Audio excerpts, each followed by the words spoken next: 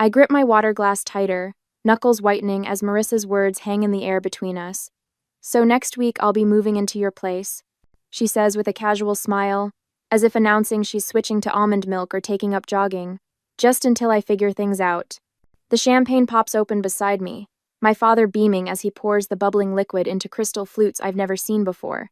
My mother's china, the set she saves for Thanksgiving and Christmas, gleams under the chandelier light. The table arrangement should have been my first clue. Something was happening. Marissa seated at the head of the table. The formal settings, the champagne chilling. This isn't Sunday dinner. It's an ambush. I've already started packing, Marissa continues, accepting a flute from Dad with a gracious nod.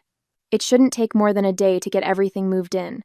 My parents exchange pleased glances across the table, nodding along as if this is the most reasonable plan in the world. As if my consent is merely a formality, already given. To new beginnings, my father says, raising his glass. Everyone lifts theirs in response. Everyone except me. The garage boxes make sense now. 3 days ago, I'd found them stacked against the wall, oversized plastic tubs labeled Marissa's winter clothes and Marissa's books. When I texted her about them, she'd brushed it off. Just temporary storage, she said. Just until she found more space in her apartment. I should have known. Just like I should have known what it meant when I confronted my parents about paying Marissa's rent for the 3rd time this year. She's going through a rough patch, Mom had said, waving away my concerns. That's what family does, we help each other. I hear my mother's voice from last week, the phone call I wasn't supposed to overhear while waiting in her kitchen. Eden is so lonely in that big house, she'd told Aunt Sarah. She needs her sister's company. It's perfect timing, really. Perfect timing. As if my life exists solely to accommodate Marissa's latest crisis. I set my water glass down carefully, reaching for my purse on the floor beside me. The trembling in my hands has nothing to do with nervousness and everything to do with fury. Why do you look so serious? Marissa laughs, her eyes darting briefly to our parents. This is good news for both of us. You get company, and I get to save on rent for a while. My fingers closed around the manila envelope I'd brought, the one I'd almost left in the car, thinking tonight wasn't the right time. But there is no right time with my family. There is only their time, their plans, their expectations. The tremor in my hand steadies as I place the envelope on the table. Actually, I say, my voice calmer than I feel. I have news too. My parents' expressions shift instantly. My mother's smile falters, eyes narrowing slightly. My father lowers his champagne glass, forehead creasing with concern. The change is subtle but unmistakable, the united front forming against the daughter who isn't following the script. What kind of news? My mother's tone carries a warning. Don't ruin this. Don't be difficult. I feel the weight of the familiar labels hovering in the air. Selfish, difficult, uncaring. The stakes of defiance are clear. Disagree and become the family villain. Again. Looking at their expectant faces, I realize this pattern has defined my entire life. Marissa takes. I give. My parents enforce the transaction. The roles never change. The lines never shift. Until now. I place the manila envelope in the center of the table, my fingers lingering on the edge. The room falls silent, my family's anticipation hanging heavy in the air. What's that? My mother's voice carries a hint of irritation, as if my interruption is derailing an already settled plan.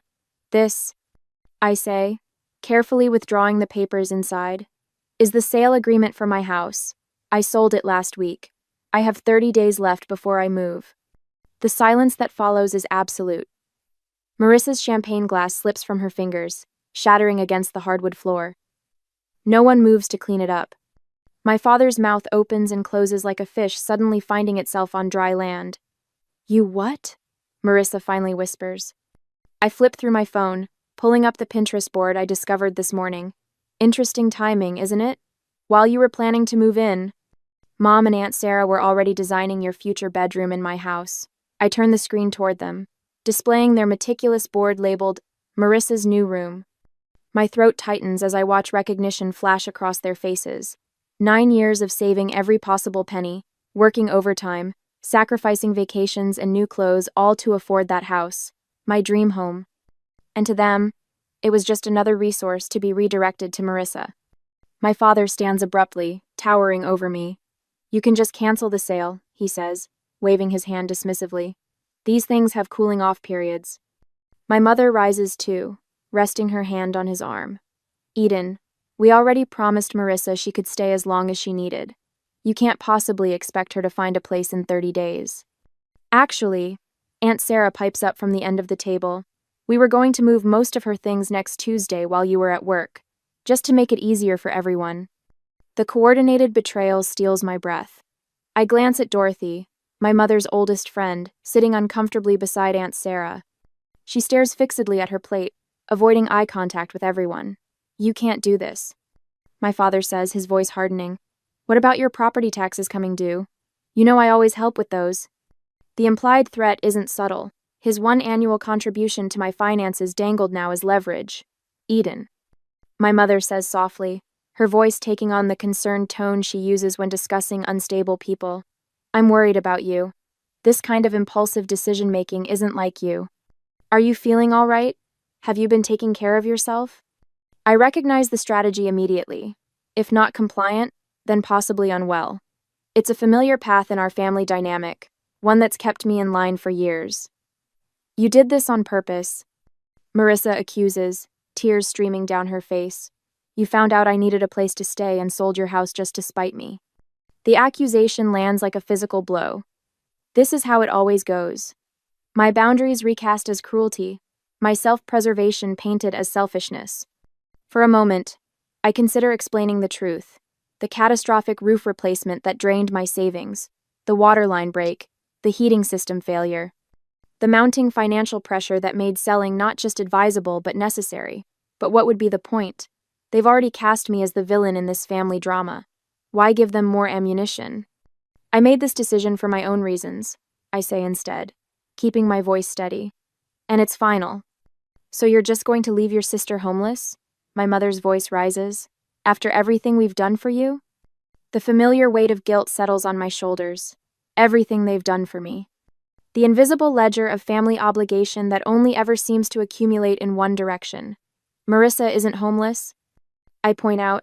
She has an apartment, and if that doesn't work, she has your spare bedroom. That's not the point, my father interjects. Family helps family. Period. Anyone. The unspoken remainder of that sentence hangs in the air, and you're not being family. I think, I say carefully, gathering the sale papers back into the envelope, that we have different definitions of help. Under the table, I feel a gentle squeeze on my hand.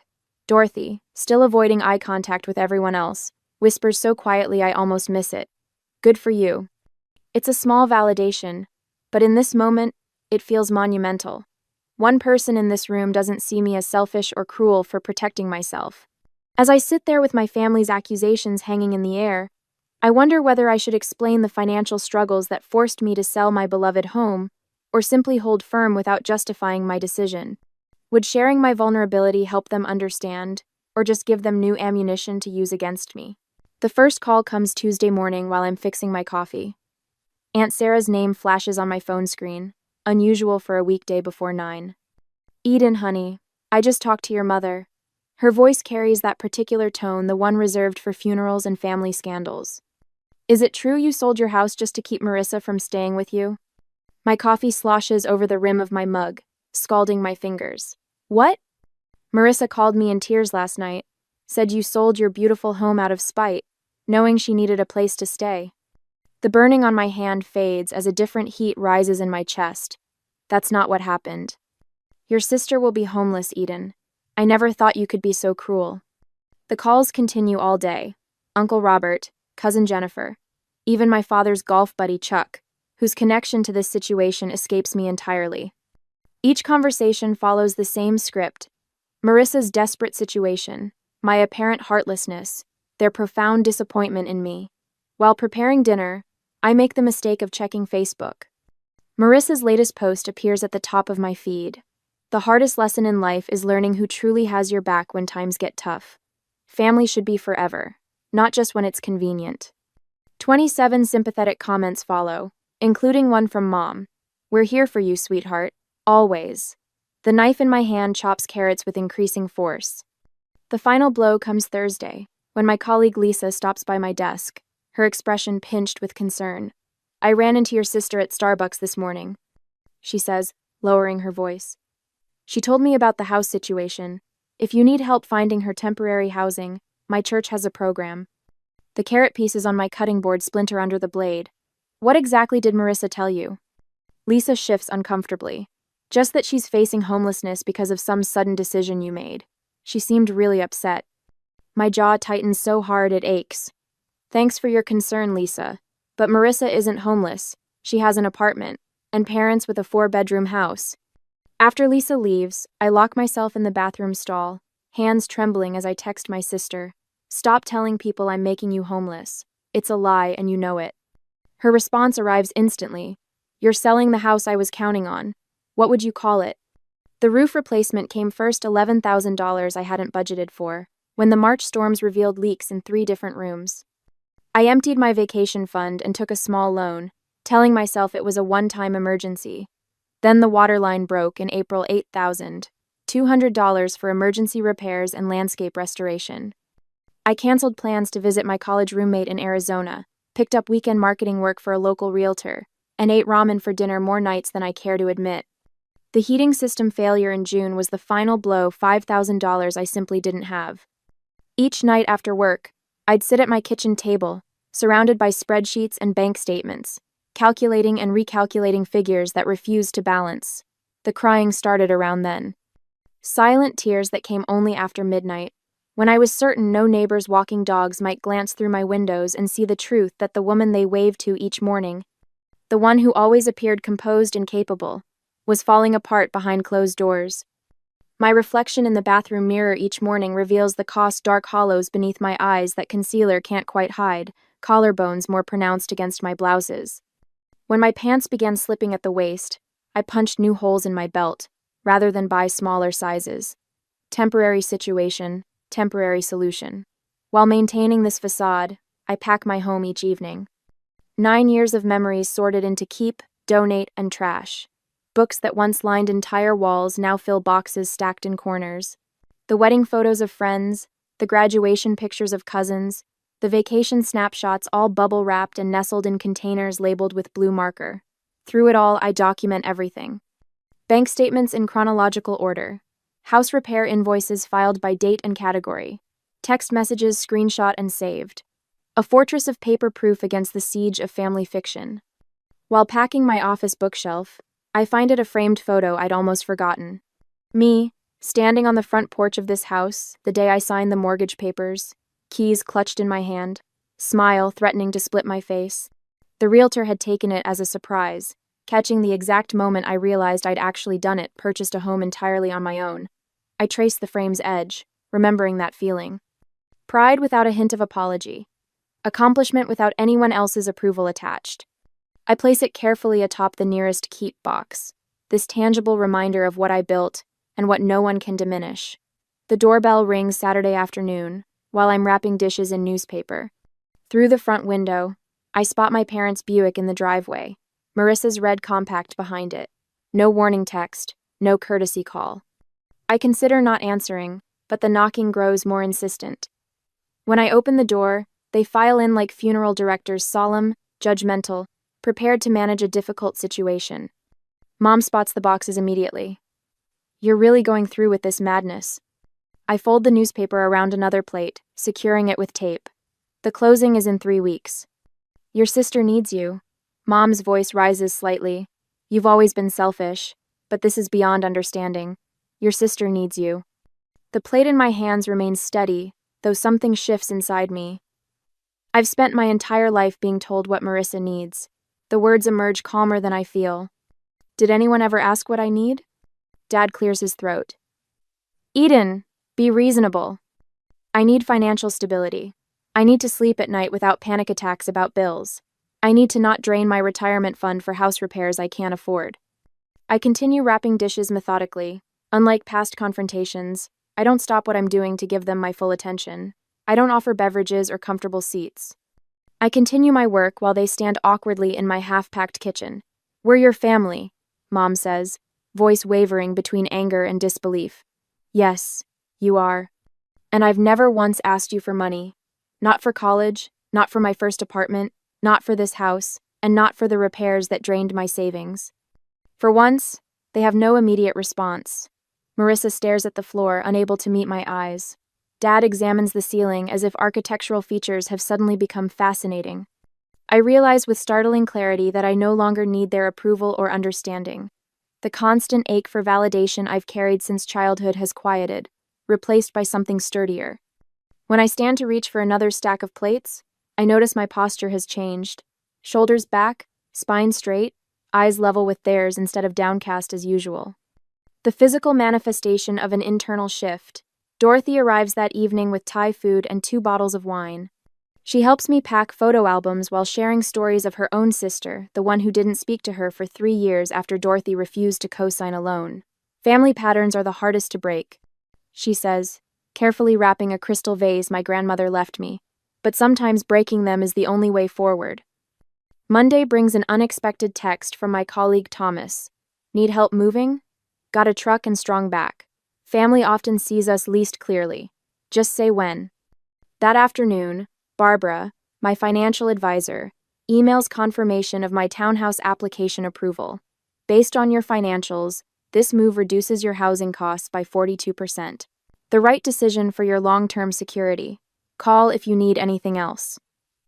The contrast strikes me as I review these messages over dinner. These people ask what I need, rather than telling me what to give. They offer specific help instead of vague demands. That night, I spread my financial documents across the dining room table: bank statements, repair invoices, property tax assessments, retirement account withdrawals. Everything meticulously organized, the complete picture of my financial reality. Tomorrow's family meeting won't be an intervention for me, but a reckoning with facts they've chosen to ignore. My one advantage remains unspoken. The sales agreement includes a 30-day rent-back clause. For a month after closing, I can stay in the house while finalizing my townhouse purchase. Breathing room they don't know I have. At exactly 7 o'clock Tuesday evening, the doorbell rings. When I open it, I find not just my parents and Marissa on the porch, but Aunt Sarah, Uncle Robert, and my cousin Jennifer, standing behind them, a family firing squad assembled for execution. I stand at the head of my dining room table, a position that feels foreign yet right. The manila folder in my hands holds every financial statement, every bill, every painful reminder of why I had to sell my home. My fingers no longer tremble as I open it. Before anyone says another word, I need you all to see something. My voice carries a steadiness I don't entirely recognize. The family gathering looks larger than I anticipated. My parents, Marissa, Uncle William, Aunt Sarah, and my support team, Dorothy, Barbara, and Thomas. I lay out the documents methodically, arranging them in chronological order: bank statements, emergency fund withdrawals, contractor invoices. Each paper tells part of the story I've kept hidden. This is the roof replacement from last spring. I slide the $11,200 invoice toward the center where everyone can see it. The 30-year shingles only lasted 22. Insurance covered nothing. Uncle William adjusts his glasses, leaning forward with a frown that cuts deep lines across his forehead. Waterline repair, $8,200. Another paper joins the first. When the city updated the main line, it revealed my connection was deteriorating. No warning, no payment plan offered. NES. My mother shifts in her seat but remains uncharacteristically silent. Heating system replacement, $5,000. The third major bill completes my trinity of home ownership nightmares. The energy efficiency rebate covered barely a quarter of the cost. I maintain direct eye contact as I speak, something I rarely managed in family confrontations before. Barbara nods almost imperceptibly from her seat near the window, encouraging me to continue. My emergency fund is gone. I place my bank statement on top, the balance painfully clear. My financial advisor recommended selling while the market is still hot rather than risking a forced sale later when I might be underwater. Marissa's chair scrapes against the hardwood as she stands abruptly. This is creative accounting, Eden. You've always been good with numbers when it suits you. Her voice carries the familiar accusatory edge.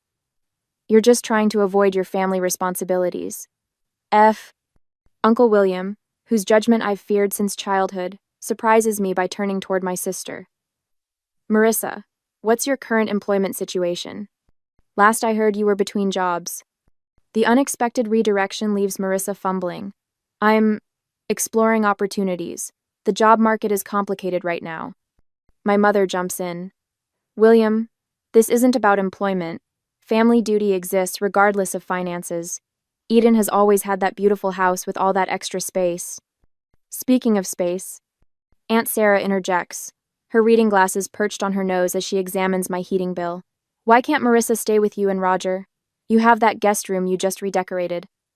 The conversation shifts like a current, pulling away from me and swirling around the room as family members begin questioning the arrangement I've endured my entire adult life.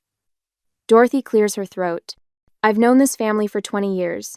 Eden bought her house without any family financial support. Meanwhile, I've watched Marissa receive help with rent, car payments, and credit card bills repeatedly. Her voice carries the weight of long observation. The pattern has been clear to everyone except those closest to it. Barbara straightens her blazer before speaking. As Eden's financial advisor, I can tell you that enabling financial dependency ultimately harms both parties. The one giving depletes their resources, while the receiver never develops crucial life skills. Thomas, sitting quietly until now, leans forward.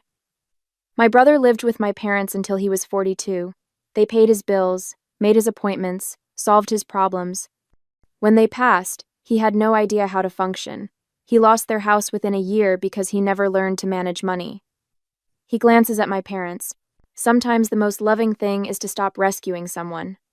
The room falls unusually quiet as these outside perspectives penetrate the family mythology we've operated under for decades. Uncle William breaks the silence. Eden, why didn't you share these financial struggles sooner? I hesitate, the question catching me off guard. Should I maintain the privacy and independence that had served as my armor for years? Or would opening up to select family members create the support system I never thought possible? Before I can answer, my father shifts in his chair, eyes fixed on the hardwood floor.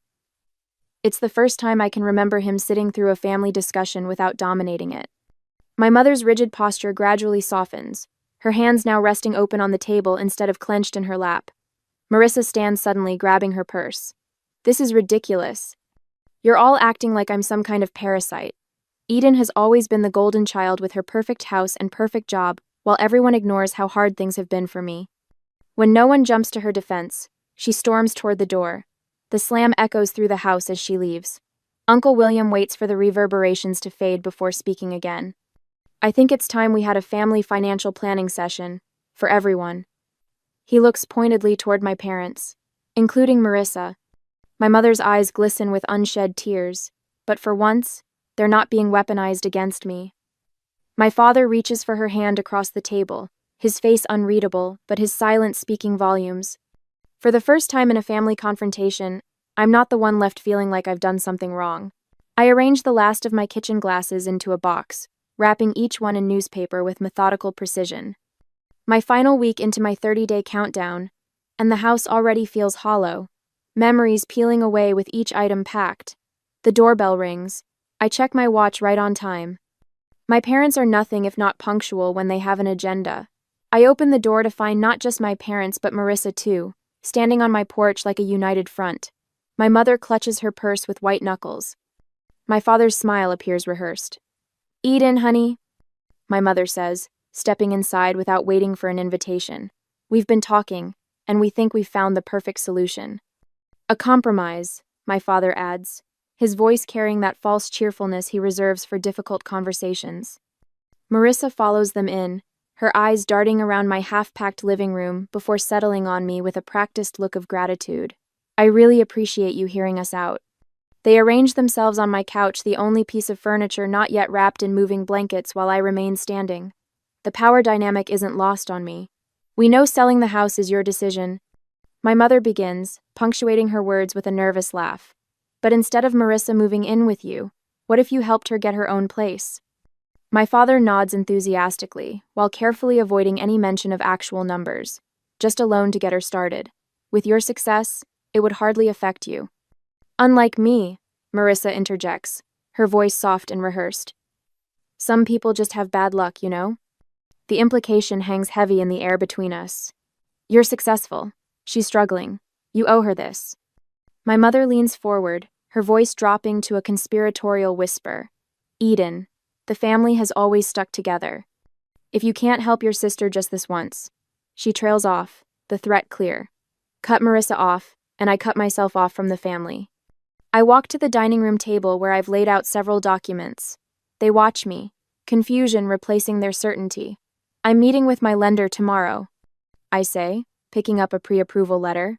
For a townhouse downtown, the monthly payment will be nearly 40% less than my current mortgage. I hand the letter to my father, whose eyes widen at the numbers.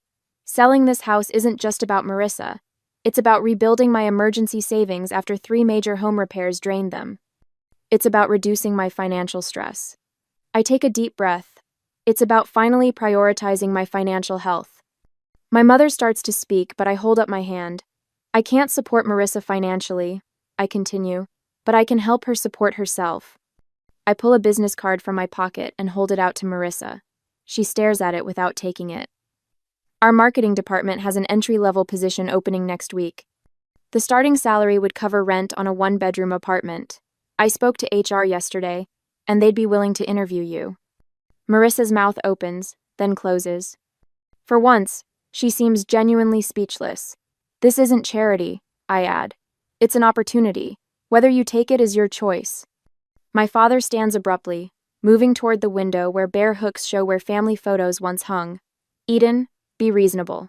Marissa needs... No, I interrupt, walking to the coffee table where I've placed a manila folder. This is what being reasonable looks like. IMC of no.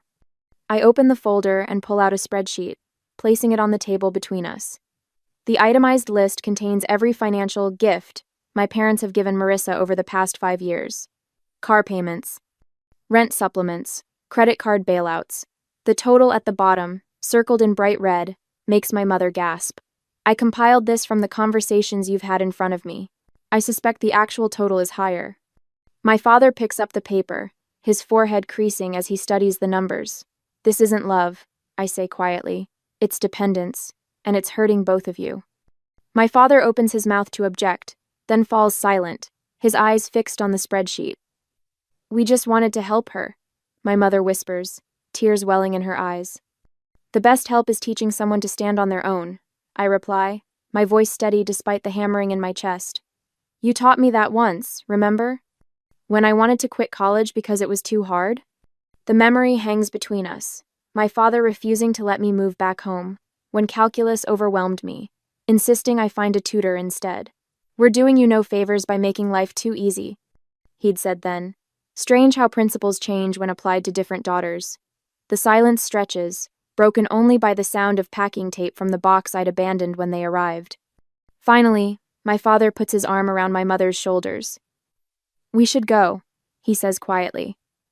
They walk to the door, my mother not quite meeting my eyes. Marissa hesitates, looking back at the business card still in my hand. I don't need your charity job, she says, but there's less conviction in her voice than usual. I place the card on the entryway table. It's not charity, it's opportunity. She turns away, but as she follows my parents out, I catch her slip the card into her purse when she thinks I'm not looking. The door closes behind them. I stand in my half-empty living room, listening to their car start and pull away. The silence feels different now, not hollow, but open, expansive. I sink onto the couch, running my hand over the familiar fabric. Tomorrow it goes into storage until I move into the townhouse.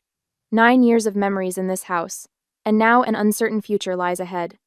I feel both liberated and isolated, triumphant and alone. The family dinner next month looms in my mind. Will they even still want me there? Has this confrontation permanently altered our relationships? The answering machine light blinks with 3 new messages. Probably more relatives calling to weigh in. I ignore it, focusing instead on the business card Marissa took. One small step. Perhaps the first of many. I stand in the center of my downtown loft, savoring the space around me. Sunlight streams through the industrial windows, warming the hardwood floors beneath my bare feet. 3 months ago, this place felt foreign, a compromise rather than a choice. Now it feels like the home I never knew I needed. Another box checked off the budget, I tell myself, updating my financial tracking app. My mortgage payment appears in green, a full 30% less than what I paid for the Craftsman. Barbara's weekly check-ins have transformed what was once my greatest source of anxiety into a structured ritual I actually look forward to. The kitchen island holds my newest purchase, a professional-grade camera that would have remained a distant wish in my old financial reality. My first photography class starts tomorrow evening, the course catalog still open on my tablet. I run my fingers over the camera's textured grip, permission to create rather than just survive. My phone buzzes with a reminder. Sunday dinner at my parents'. I feel the familiar tightening in my shoulders, then consciously release it. These dinners have changed, just as I have. Later, I step through my parents' front door carrying a bottle of wine, rather than my usual tension headache. Dad greets me with a hug that feels genuine instead of perfunctory. "Eden, come see what your sister brought," he says, his voice carrying none of the comparative undertones that once filled our interactions. In the dining room, Marissa arranges flowers in a simple vase. She looks up, her smile reaching her eyes. "They gave me my first business cards today," she says, pulling one from her pocket. "Assistant marketing coordinator. Sounds fancy for someone who mostly makes coffee runs, but I'm learning so much." She hands me the card proudly, without the defensive edge that once colored her accomplishments.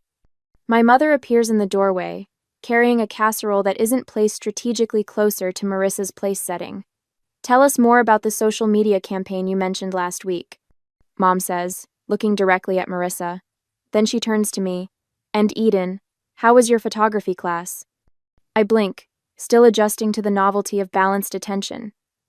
As we eat, I notice my father asking thoughtful questions of both daughters, not just fawning over Marissa's every word. 1 week later, laughter fills my loft as Dorothy raises her glass.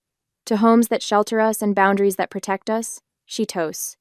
Around my coffee table sit Thomas, Barbara, Uncle William, and me, my chosen family, alongside the blood relative who surprised me most.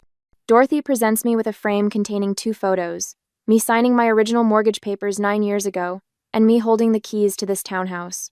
2 brave beginnings, she says softly. 2 very different women, I add, recognizing how much I've changed. The following weekend finds Marissa and me at my kitchen table, surrounded by spreadsheets and calculator apps. "So if I put away 15% of each paycheck, I could have first and last month's rent by January," she says, chewing her lip as she runs the numbers again. Our parents sit on my sofa, watching this scene with a mix of pride and regret. "We should have done this years ago," Mom admits quietly. "We thought we were helping, but we were hurting both of you in different ways." Dad nods, his eyes revealing the difficult journey of unlearning decades of enabling behavior. As I watch Marissa calculate her budget with determination I'd never seen before, I wonder about the fine line between helping and enabling those we love. Is it ever possible to find the perfect balance between supporting family and maintaining healthy boundaries? Or must we sometimes allow others to struggle so they can truly grow?